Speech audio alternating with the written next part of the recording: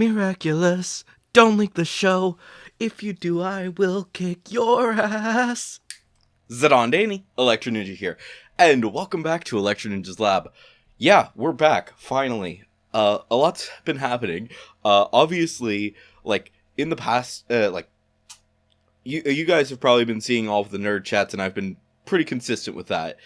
But, obviously, the other videos, the videos that most people subscribe for, they've been pretty, low on the priority lately. And there is a reason for that. We'll get to that later. But yeah, there's just been a lot happening in general. So there are videos coming. Don't worry, we do have some very fun videos coming. We're going to be doing some honest reviews. We're going to be doing some show it some loves, and also I don't know if it's already come out. At this point, it's probably already come out. Yeah. My live stream of playing Final Fantasy 16 for the first time, that has probably already released at this point. So, yay. But, yeah, I will be continuing that before too long. Just gotta figure out timings and stuff for that. So, yay. So we are officially back, though. So much has happened over the past few weeks that I felt overwhelmed and really didn't know where to go from here. But in that time, 3 episodes of Miraculous have come out. I've watched all 3, and I have to say, I am really enjoying them. Especially the most recent one, Protection, especially considering the fact that there's a swear word in it. I know that some of you guys are probably like, wait, there was a swear word? Yes. I don't remember if it was Nathaniel or Mark who said it, but, they were basically saying you need a kick in the ass, and then corrected themselves, but they did get practically the entire word out. So, yeah, censored, but still there. I saw it. But a lot of these episodes were actually really good, especially considering the fact that there was an episode right before all of this, a whole bunch of chaos happened. So that happened. I was about to record the video for whichever one that was. Which one was that? That was Derision. Yeah, so I was actually about to make the Derision video. Then a whole bunch of stuff happened, and here we are. So now we have Intuition and Protection as well, which I do have to say, I really liked Intuition. That was a really fun episode, especially considering the fact that, we haven't really been seeing that much from Hawkmoth's perspective up until this season. This is the first season that we really get to see inside the mind of him. I think that the main reason for that is just due to the fact that he now holds most of the Miraculous.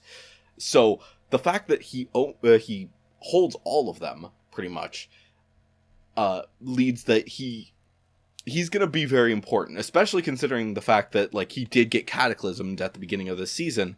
And a lot of that has been we've been talking about that throughout Intuition. And we'll talk about that one second.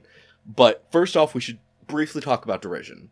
Now, this episode was probably the simplest and easiest one to deal with, because all it really was Marinette trying to come to terms with a lot of why she's having such difficulty loving Adrian.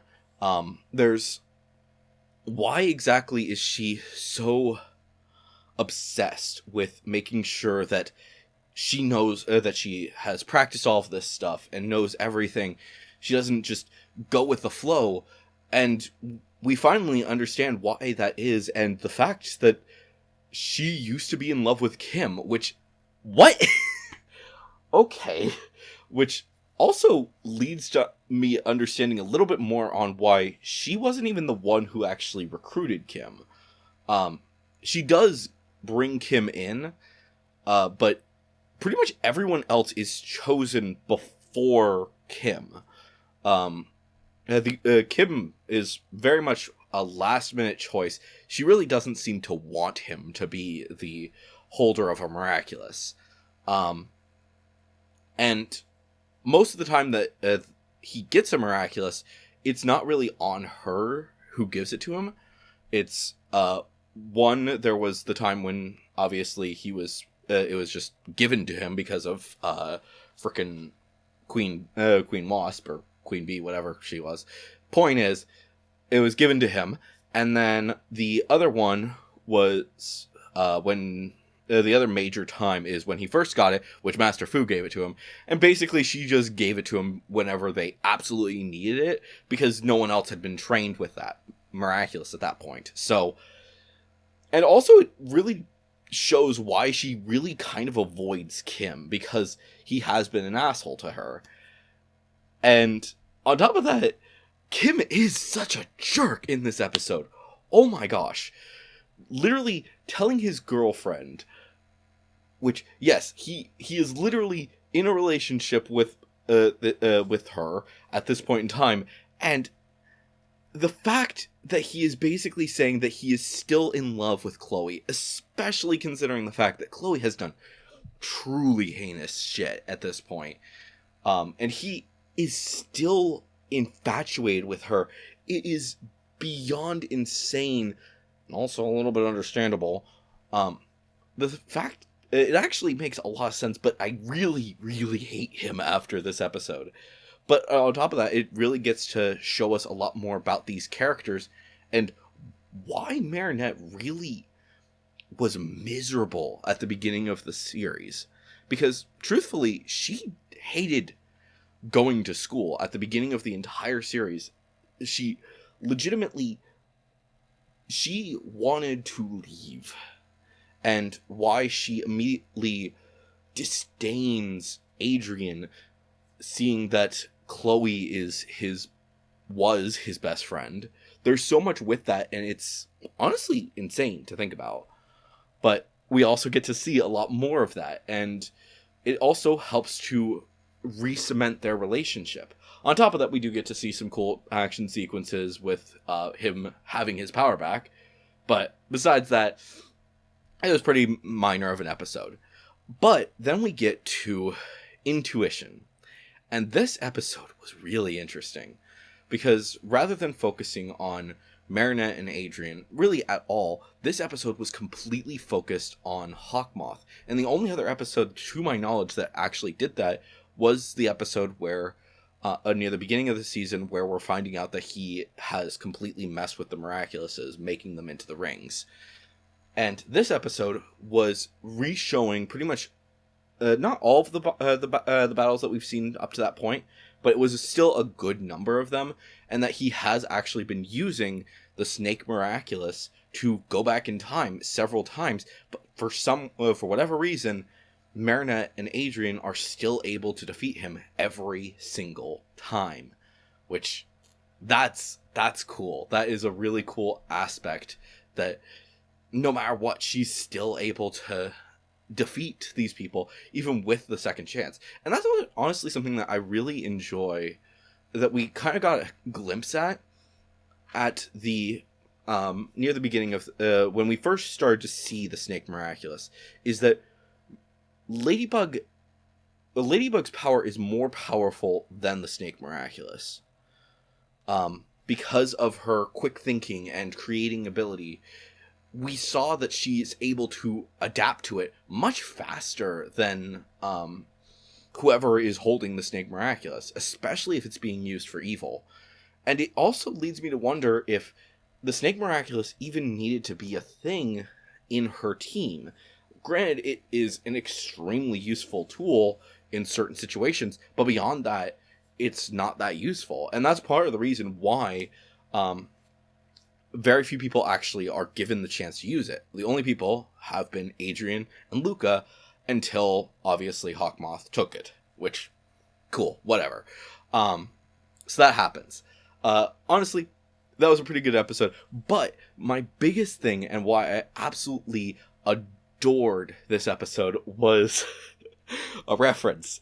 There's a reference in this episode that I am almost certain that 90% of you did not get it.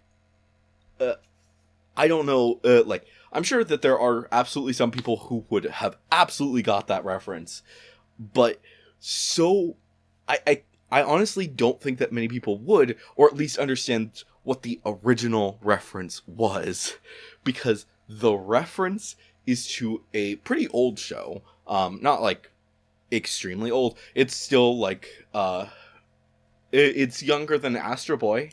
There's that. But it's before like Dragon Ball. But I'm talking about Robotech. Yeah, there's a reference to Robotech, which is just insane to me because I've very rarely ever heard anyone talk about Robotech.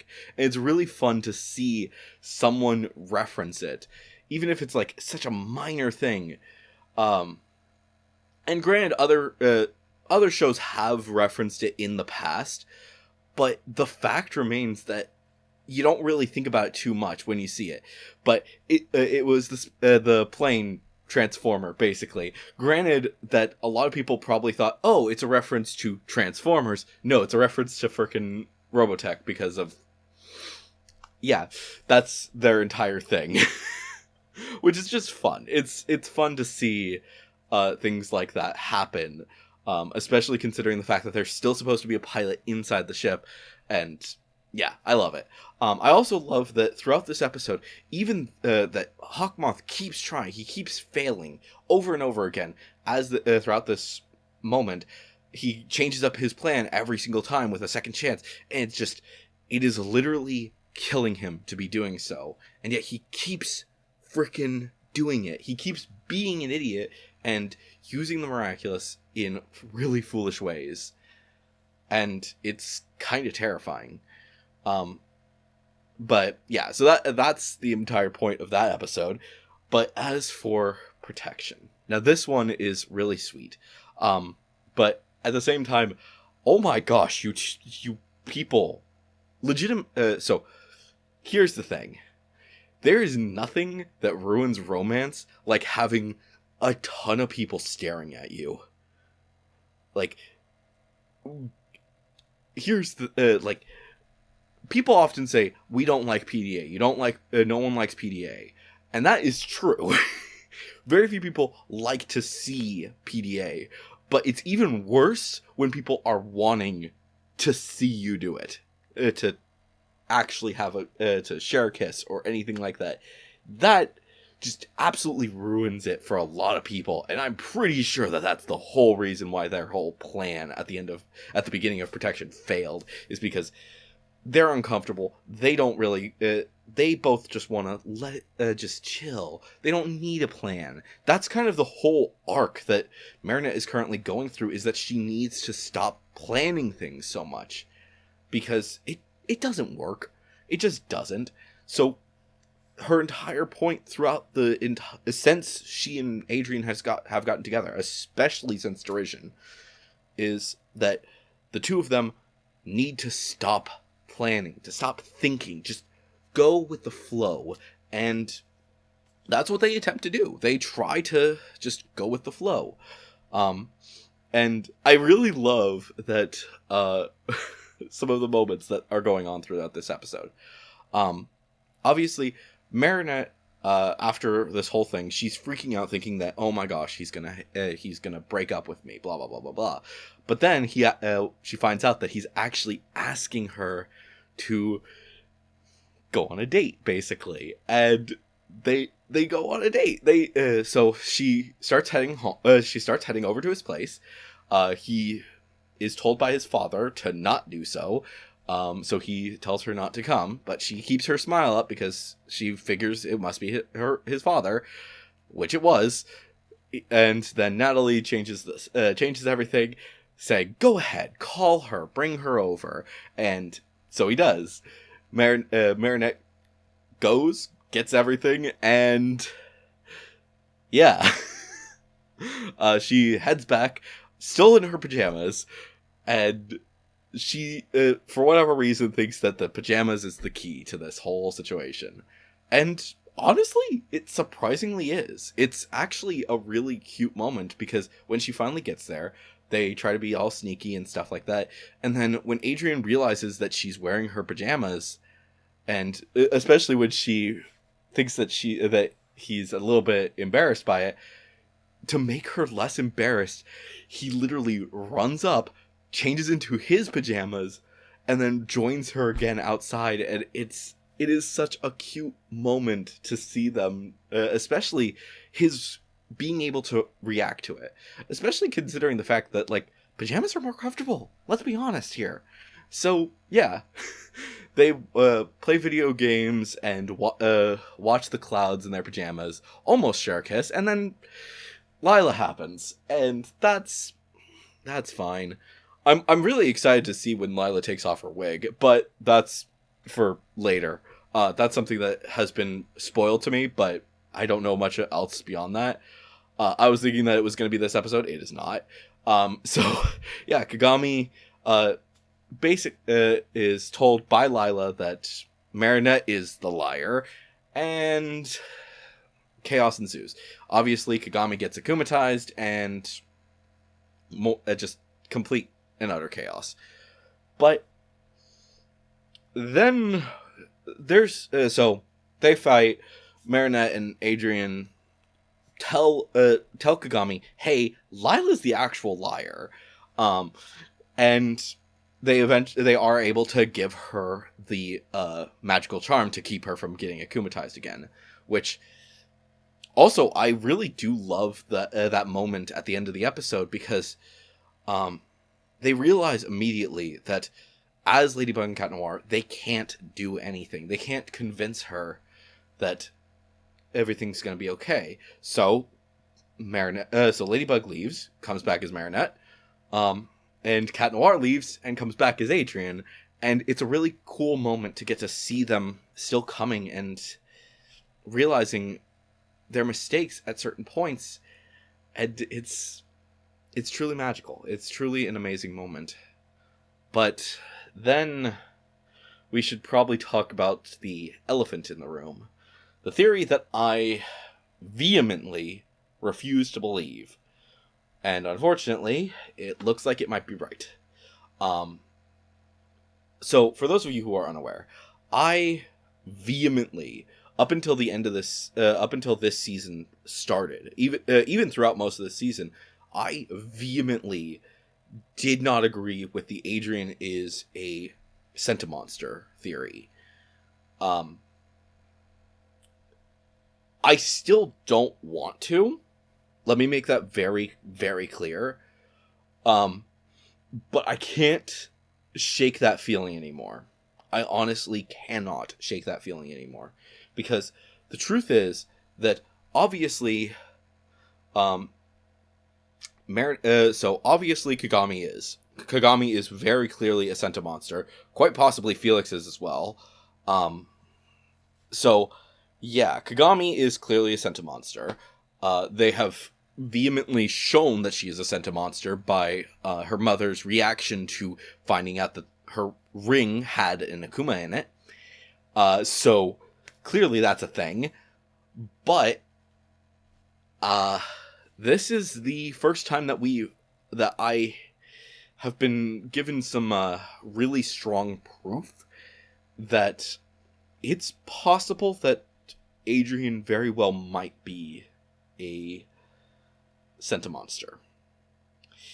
But I still don't believe it.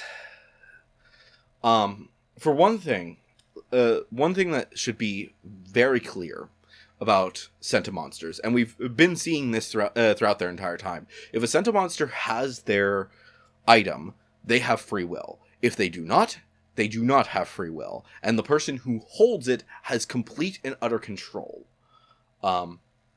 We have not seen exactly how far that control reaches, but at this point it is very clear that the Sentimonster always is being controlled by whoever holds it.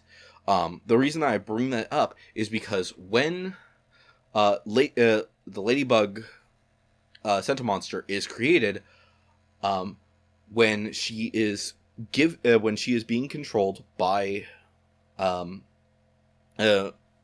Mayura, she is always being she is saying exactly what she's saying. And the same thing goes for Sentibubbler. Whenever they are saying what they're saying, they are being told directly through the item. And whenever they do an action, they are being told to do said action specifically through it. And if nobody is giving them an action to do, they do nothing. Period. Especially if it gets swapped to someone else, they don't do anything. Once they have the item, then they have free will. But until said point, they have absolutely no free will. Which leads me to believe that at this point in time, I do not believe at all that Adrian is a Sentimonster. I do think that there is something going on here where they somehow have some control, especially considering the fact that Gabriel accuses Natalie of giving him a counter command. And that wording feels very, very weird. I don't like it. But I vehemently do not want to believe that Adrian is a Sentimonster, because it doesn't make sense.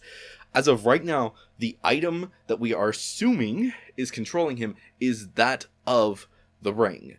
And at this point in time, Felix has one, and the mother and Natalie has the other one, I think. I could be wrong about that, but I'm pretty sure that's the case. I'm wrong. I am wrong. They did get the ring back. I forgot about that. So, yeah, obviously he does have the ring, I think.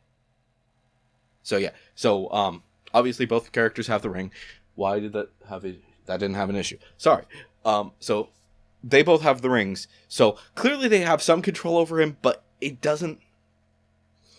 There's a lot to it, and it really weirds me out. I don't believe that Adrian is a Sentimonster.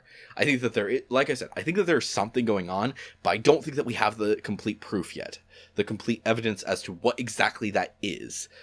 On top of that, we do know that Felix is going to be playing a role at some point before too long, and we'll have to see exactly what that role is, but apparently he has something to do with the Sentimonster, so we'll talk about that when that comes up. But yeah, hopefully we get some answers before too long. But for right now, my theory is that Adrian is not a Sentimonster. It makes very little sense, especially considering just that doesn't make sense.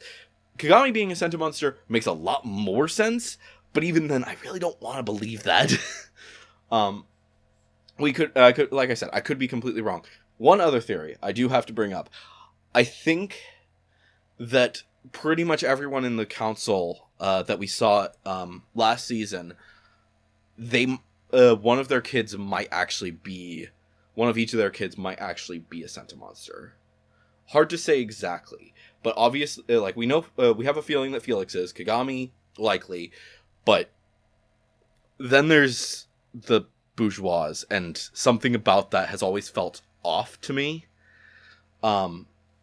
So I do actually have a theory that Chloe or Zoe, I think it's Chloe. I honestly do think it's Chloe.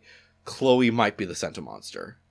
And her mother has the item or Chloe has the item. I'm uncertain at this point in time, but something tells me that she might be a Sentimonster. We'll see eventually, but anyways, guys, hopefully you've enjoyed this video. We'll get into more theories as the time goes on, but anyways, guys, I've been Electro Ninja, and I will see you guys in the next one. But on!